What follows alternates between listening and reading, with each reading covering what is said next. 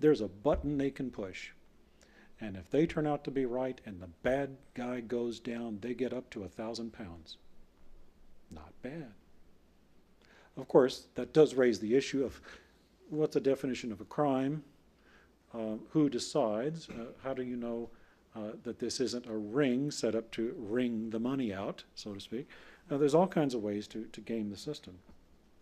And as an ethical hacker for a long time, gaming the system is what it's all about. That's what you try to do. And of course, not get caught. Is this a good idea, this internet eyes thing? Is this the beginning of David Brenn's vision of a transparent society? If you haven't read the book, you should. It's a little spooky.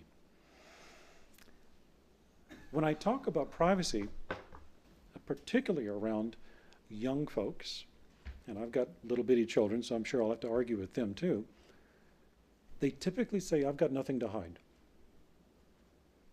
Good. Now, I've never responded this way, but others have responded saying things like, I've got them written down here because they're so good. Let's see. Do you have curtains? That's a good one. It's not about hiding, it's about whose business it is. Or the all-time favorite, well, I'll show you mine if you show me yours. Financial data, that sort of thing. Right, so people have pointed out that if you have this opinion, this I have nothing to hide, you're sort of missing the point.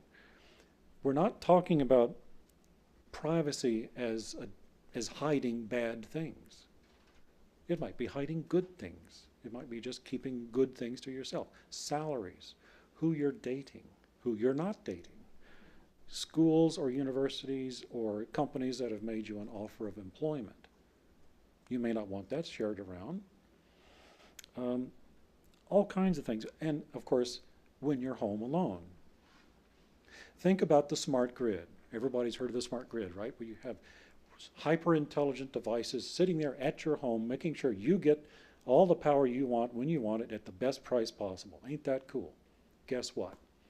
They didn't exactly include security in this thing when they did some of them, and so I can stand at a distance and tell you when your children get home from school because there's a power spike.